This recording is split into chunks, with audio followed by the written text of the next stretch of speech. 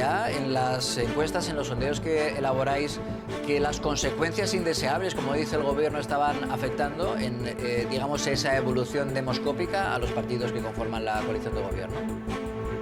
Bueno, efectivamente esta ley y sus consecuencias, sobre todo las consecuencias de la ley, pues ha tenido un fuerte impacto mediático y un fuerte impacto en la opinión pública, ¿no? Entonces, es de esas cuestiones que evidentemente tiene efectos en las decisiones de voto y sí que se está notando a la hora, bueno, pues mientras estamos testando en que el gobierno de coalición, que ya venía sufriendo por diversos asuntos, pues este es uno más que le afecta y que por lo tanto le provoca desgaste. Es verdad que provoca más desgaste a la parte socialista del gobierno de coalición que a la parte de Unidas Podemos. Es decir, que Unidas Podemos, más o menos, a pesar de la polémica y a pesar de ser, digamos, que los impulsores originales de la medida, se verían menos afectados y que está siendo el Partido Socialista quien más sufre en esas expectativas de voto, precisamente por esas consecuencias de la ley del suelo, sí es sí. Anteriormente veníamos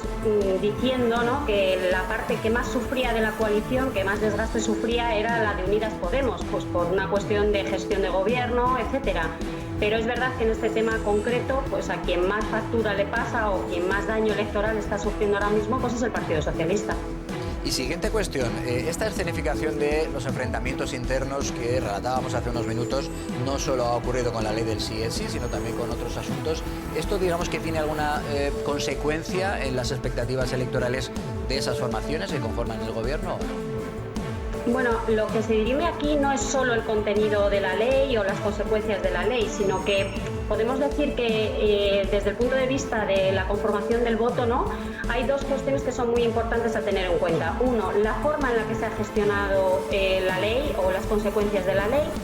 que ha sido percibida por la mayoría de los electores, incluso electores del Partido Socialista y de Unidas Podemos, como unas formas soberbias o de poca humildad a la hora de reconocer los errores y de, por lo tanto, rectificar. Y eso es importante porque las formas son importantes para los decisores, o sea, para al final los electores tomar sus decisiones. Y luego hay para mí un asunto más importante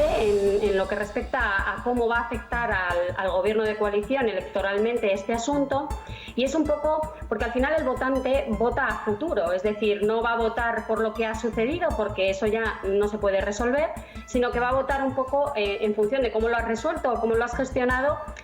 qué vamos a hacer a futuro. Y para mí ahora mismo hay dos modelos claros, que son uno, el gobierno de coalición de Unidas Podemos y de Partido Socialista, que es un modelo de gobierno, y luego otra alternativa que propone el Partido Popular de Alberto Núñez Feijóo, que es un modelo de mayorías con gobierno en solitario. Y entonces al final eso es lo que el elector, cuando tenga que echar su voto en la urna, pues ahí en torno a eso es en lo que va a decidir. Es decir, si quiero este modelo de coalición, pues que ha tenido sus más y sus menos, sus pequeños chantajes y tiras y aflojas, o un modelo de mayorías que tiene otros inconvenientes y otras ventajas en solitario. Y bueno, esto es lo que hemos ido viendo también un poquito en Madrid, lo que hemos visto en Castilla y León, lo que hemos visto en Andalucía. En estos términos son en los que se han conformado las decisiones de voto. Y este asunto, esta polémica por las consecuencias de la ley del solo sí es sí, entiendo que la respuesta va a estar muy condicionada por cómo se reforme finalmente esa ley, pero de aquí a las elecciones municipales y autonómicas, ¿puede ser determinante o si se cierra a pesar de los problemas que se van a seguir registrando de agresores sexuales puestos en libertad y con rebaja de condena, a pesar de esas consecuencias, puede pasar a un segundo plano en el debate político de esas elecciones municipales y autonómicas? Es como te decía, que el fondo del asunto evidentemente ha tenido consecuencias, porque el que al final se hayan visto rebajadas penas de agresores, cuando además en el debate público ya se había advertido, ¿no?, de las consecuencias de la ley, pues evidentemente ha tenido un impacto en la opinión pública. Pero más allá del fondo del asunto, que como vivimos en una sociedad líquida donde todo va tan rápido y cada semana tenemos un tema nuevo, pues más allá del fondo, lo que te venía diciendo es que al final en el elector lo que se está conformando es dos maneras distintas de gestionar lo público, que es al final por lo que la gente decide votar. Oye, ¿qué gobierno quiero para mi país? ¿O qué gobierno quiero para mi municipio? ¿O qué gobierno quiero para mi comunidad autónoma?